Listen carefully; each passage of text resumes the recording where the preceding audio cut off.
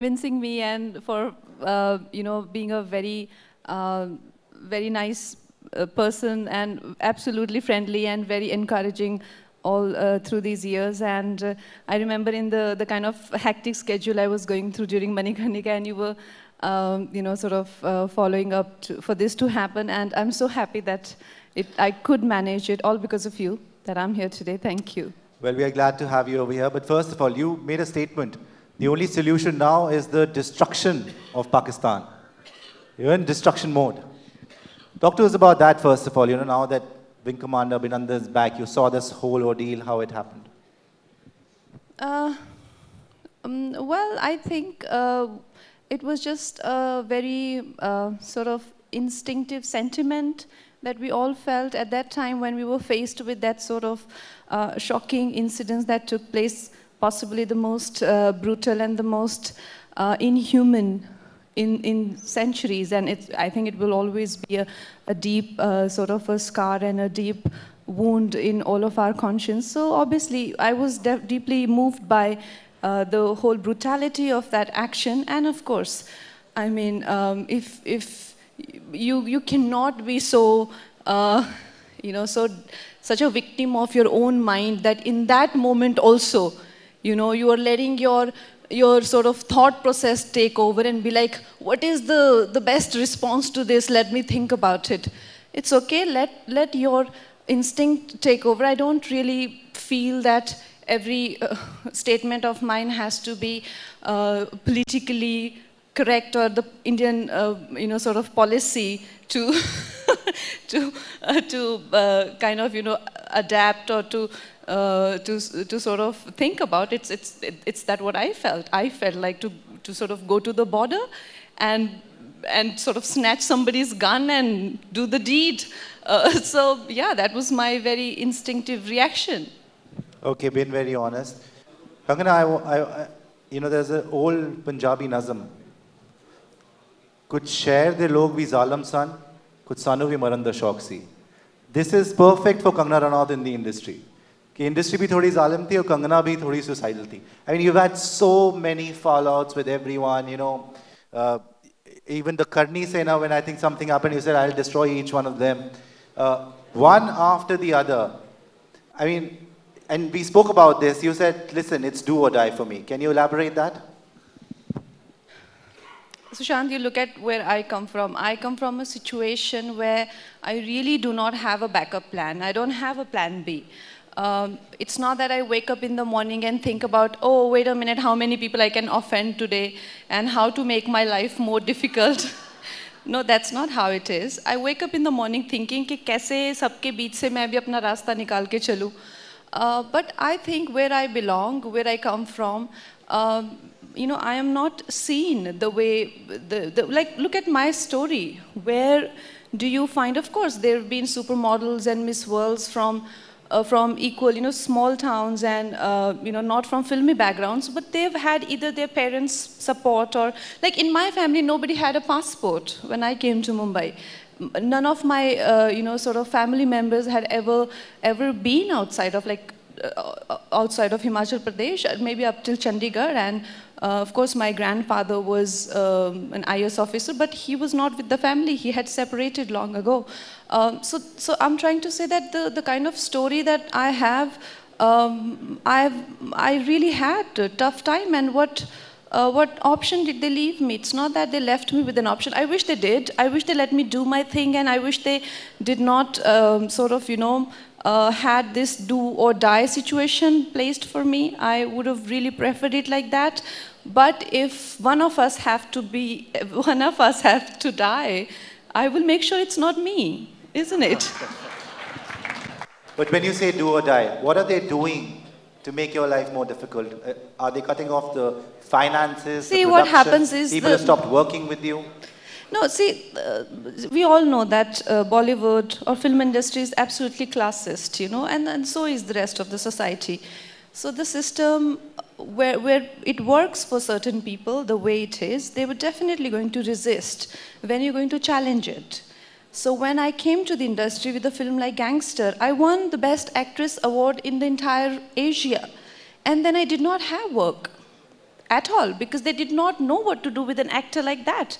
You know, item numbers were prevalent, and so were the really patriarchal and chauvinistic sort of, male depiction in the films, where actresses are just showing up to get pinched in their butt, or to get mocked, or to sort of, so I did not have work. So like I said, if it's a do or die situation, I'm going to make sure that I survive, because like I said, I do not have a plan B. When you're going to question so many things, they will try and shut your voice, because the system has been working for them. So it is your prerogative as a person that you see what you want to do, and of course they will do what they can to make sure that that people like us do not survive who question the system. Just a quick timeline so that everybody's memory is refreshed of the challenges that you faced and how you won 3 national awards in the process, but what was parallelly going on? Firstly, the Hrithik Roshan, this first time that a male star, goes to court against this another huge female star. Looking back at that episode, that ordeal still going on with you? Well, I mean, here's a person who is like, before that, I would want to tell you that there are like, I am probably only actress who's never worked with like a big production house or a big hero, and I am successful on my own. So there are very strong rules that I've sort of, broken, and norms that I've questioned. And coming to, like, I've openly said that I don't need to work with a Khan, or like all my producers I've worked with, most of them are relatively new, and directors been new. Talking about this case, this so-called case, which never actually happened. So here's a person I worked with in 2 films. He's completely denying even knowing me and getting away with it. How does that even happen? So that's what I mean, that in a system where you're going to question these many things, there are going to be people who will be offended because it was too convenient for them. They've been maybe they've had equation with people, and I think somewhere for women, the voices were suppressed way too easily, and that's why it was taken for granted that it's very easy to suppress a woman's voice, and it will be crushed too quickly, because it is such an absurd situation that you're in, where you're saying that you don't know the person at all, but you worked with the same person for 5 years, because one film took 2 years in making, another took 3 years. How come you don't know the person? I mean, this is absurd, absolutely absurd. So even to think that you can get away with something like that is in itself is a sign of power drunkenness, where you think that you're too powerful and you can absolutely get away with anything. But yes, I think, like I said, if you're going to create a situation for me which is going to be do or die, I will do my best to survive. And then it literally became a witch hunt where they started calling you a witch. ये काला जादू करती है, इसको काला जादू आता है. You remember that time, and what was your reaction?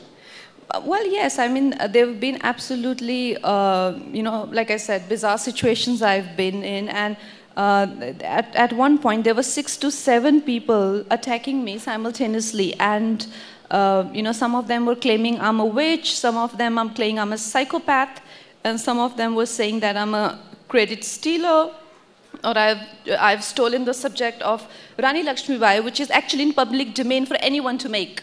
So I have stolen that subject also.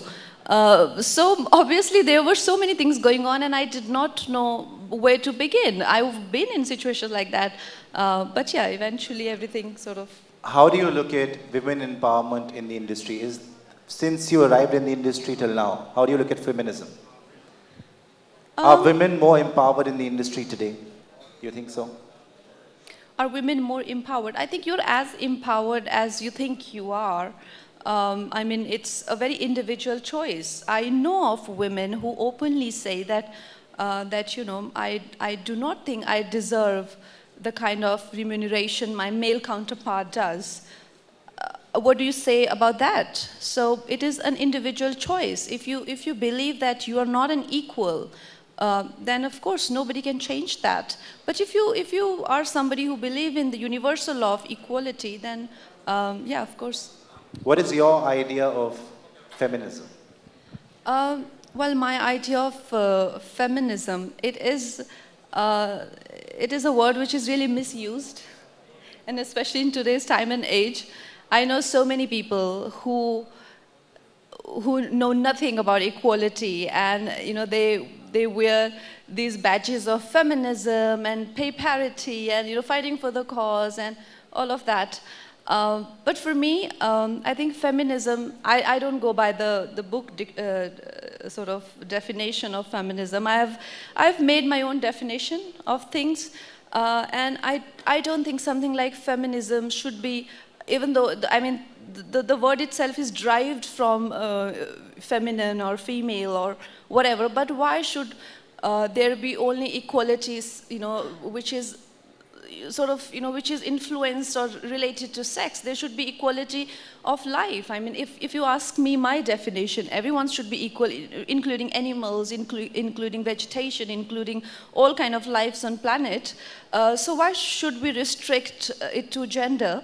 But like I said, why not have our own definitions? Why to... See, what happens is one term is coined in a special era, and in that time, like feminism, I think it's centuries old, isn't it? So with time, we need to evolve the definitions. Now, I think along with women, a lot of tigers are also in danger. So we should save them as well. Okay, and the big fallout, the big fallout with Karan Johar, and you've been so vocal. I think if you do a role reversal with you, Ritik, and Karan, and you, where he is, where you are, all of these people, it'll be... He will never be where I am. It'll be very tough to survive, As you said, do or die for you. Your comments about certain individuals who you've had big fallouts with, starting with Karan. Well, I personally, after a point, at that point of time, you feel really intensely about it, but later on, you definitely do not have really strong emotions. But I definitely feel that, looking back, I would, like I said, I still find it absurd that how can somebody just deny knowing you after working with you in 2 films? So I would definitely think it's dumb, now, even if I think about it like 100 years later, or even, like how Karan mocked me on IFA stage and called me, sort of on nepotism, and he said I'm jobless and I'm looking for a job from him or something like that. I mean, look at my talent and look at your movies. I mean, really? He really called me jobless in London on some platform. So no matter what the time is or what the era is, I will always think that some people really needed a bit of a dose of Chavan Prash or something at some point. Okay, I also want to ask you, when we look at the industry, what happened is you talked about this, that everybody now gangs up against you. What that means is essentially nobody supports you. It's not that nobody supports you, Well, it's not that I need their support. Do you think I need their support? No. I mean, so far, if you're talking about particularly about my movies... Yeah, Manikarnika, like, it did only well, 2 but movies. Nobody, yeah. When Queen happened, that is the time when I actually actively went to industry people and said that this film is for society and we should come together to promote it. And it's not that, like I only talk the talk and don't walk the walk. Like for me, it never mattered. When a film I felt is beyond my own like and dislike, I've gone out of my way to speak about it. So I think after Queen, so many films came. I never thought, that they deserved that sort of, support. But when Manikarnika happened, I went to many people and I expected, for them to sort of, show that sort of spirit. But it's not that they didn't only speak about it, but at the same time, I used to get a lot of calls from my actor friends and people from the industry, and who would have tears in their eyes, and they were like, "This is so amazing, and the film is so amazing." And I would tell them, "Okay, the film is in the theaters. Can you tweet about it, or write something about it, or say something about it?" Some of them would just vanish, disappear, would not reply, and some told me that, "Look, I don't want to be targeted or I don't want to take their names because I really value that they open their heart to me." But there were people, especially women, who said that, I'm alone and you're very strong and I don't want to be targeted, so I'm sorry, but I can't talk about it or I can't write about it. Now that I felt was like a very, ugly kind of bullying, that nobody is allowed to talk about my film, even when they're feeling so moved and they want to. So that was a bit nasty, and I felt absolutely angry about it. And some of my friends who I've even cancelled my shoots, I've been to their trials and gone out of my way. And they also disappeared on me in a very strange way, and it all felt a bit too staged. In that context, I must have said that this film needed everybody's support, and not just industry, but every Indian's support. But for my own personal ambitions or my own personal motives, I don't think industry is obliged to, support me. Very quickly then, comparisons. Whenever we talk about, not we, but whenever people write about the top actress, all of these big time producers, directors talk about the top actresses in the country, Deepika Padukone's name comes, then Alia Bhatt is referred as, the bright young star. But do you feel left out, and how do you compare yourself? Well, it's not that I feel left out. I really feel I stand out. Because when you talk about actresses, here's 3 times National Award winning actor, and Mr. Johar of The Worlds tried to present a list of people whose even acting abilities are questionable, whether they even come to that category or not. And with a blank face question, so who is the best of this lot? And you're like, hello, sort of the brain feeding to, another magnitude. So like I said, there were times when we liked bell bottoms and we loved, the kind of neon shades people wore in the 70s. But when we look back, we sort of find them funny. This is what is going to happen to these people because they're going to look like idiots. Now we know you are making a film on yourself. There's a biopic going to be on Kangana Ranaut. What's that film about? Are you going to be playing yourself in that film? Well, yes, definitely a biopic will happen sometime soon, but I'm also toying with an idea of trilogy of women warriors. So Manikarnika could be one part, and there are so many. There is, there's Durgavati, there is Razia Sultan, there is, Jijabai. There are so many of them. So we are thinking of maybe taking the trilogy forward. But the Hrithik episode is going to be in your biopic? That you're going to put? Are we going to know what happened? He's more interested in my biopic than like a superhero. So, my biopic will give me a chance to look at my life objectively, and every episode that has occurred in my life will be there. But at the same time, it's not an expose on people or the industry. It will be about my struggle, and eventually my life is very unusual, and I would like to present that. But yes, all the episodes will be there. Would you like to play him? Me? Because you seem obsessed. No, I'm not obsessed. This one I ask you. I think you're the right casting. I'm not as good looking as him. I can't play him. But finally, I want to ask you, we've seen the angry Kangana Ranaut, we've seen the determined Kangana Ranaut. But, there's a part of Kangana Ranaut that everybody misses and we don't see it often, is the love from Kangana Ranaut. Now, talking about love, what kind of men excite you? In terms of, because you're always in this attack mode. So we want to know your romantic side. I'm always in the attack mode. I think men would like that more. My romantic self is, of course I have a romantic side. I have a very, very romantic side. In fact, I feel that being an artist, or being I don't know how others feel, but it's so important to be to have desire in you and to be aroused with life. And I don't remember any time in my life where I've been out of love. I have a lot of sort of bad experiences with love, but the good thing with me is that I move on very quickly, and within 1 month I find another. Are you dating anyone at the moment? Sorry? Are you dating anyone at the moment? Well, not dating, but Yes. You have someone in your life.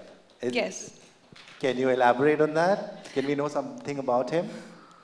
Well, well, for me, where I am right now in life is at a place where you know I do not feel the need of like a regular dating or all of that. But I definitely, like I said, you know, I'm at an age where I want to sort of have companionship and have something which can inspire me in life.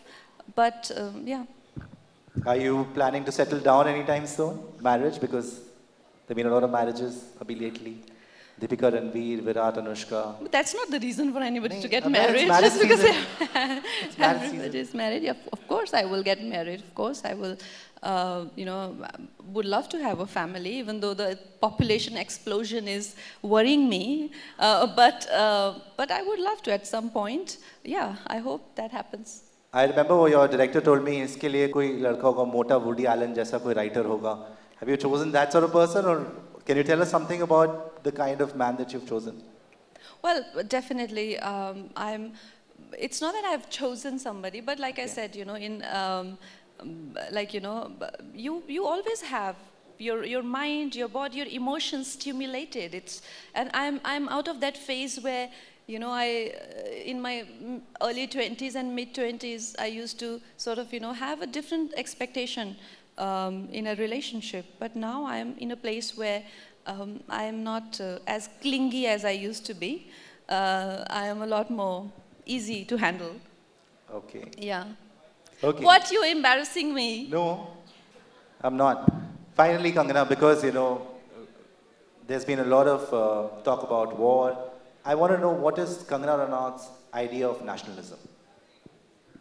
Well, nationalism is definitely another absolutely misunderstood term, and there are a lot of people who are out with their daggers to attack anybody who claims to be nationalist. But to be honest, nationalism is, for me, like I said, you can have your own definition, but what I understand from nationalism is it's not some divine intervention, or it's not a God-given idea. Nationalism or secularism or individualism, all these ideas are ideas, and ideas come from your subconscious or your environment. Even in your subconscious, they come from your environment.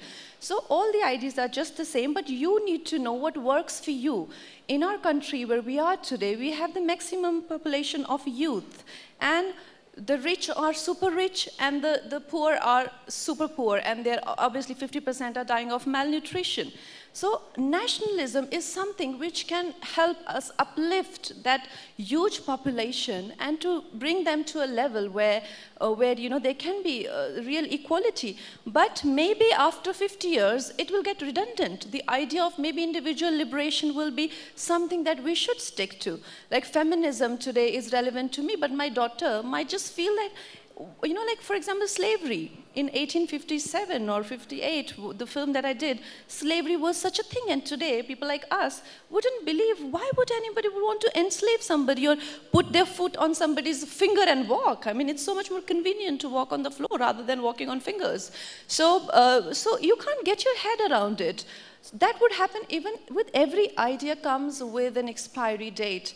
But right now, I feel we have a huge population of youth. If we don't give them something to hold on to, anything they will cling on to. Because I remember when I was in my teenage, or I needed an idea. And I know as a person, the kind of ideas I clung to, they were ridiculous. They were wasting my time unless I found something significant in Swami Vivekananda, and he gave me an idea called nationalism.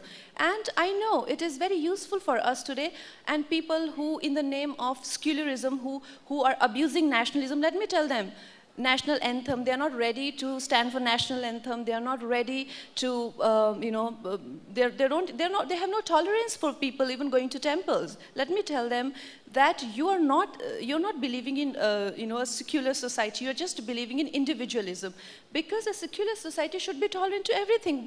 What is your problem with national anthem? If you have problem, you only want your own individuality, you want to function from your individuality, you do not believe in a collective identity, which is nationalism. So that is precisely what nationalism, this is what our nation needs today. So like I said, it has to be a strategy. A sentiment can also be a strategy. Yeah, it's a long talk that I can talk about because I'm really passionate about it. And I think that this is the time where a lot of youth is adapting to this. And we should use this as a strategy, and we should rise, and we should bring about equality. And nationalism can be that one thing that binds us together. Right, love your work, and she's a woman who defines the word powerful. Knockout performer Kangana, thank you so much for being here at the India Today Conclave 2019. Thank you. Thank you. Thanks, Kangana. Thank you once again, and we love your unapologetic attitude. Thank you. That's Kangana Ranaut, ladies and gentlemen. 3 national awards to her credit, and she continues to impress us all with her acting prowess. For those of you who are still here in this hall, I'll request each one of you to proceed to Darbar Hall because there's a very stringent security check. So then what?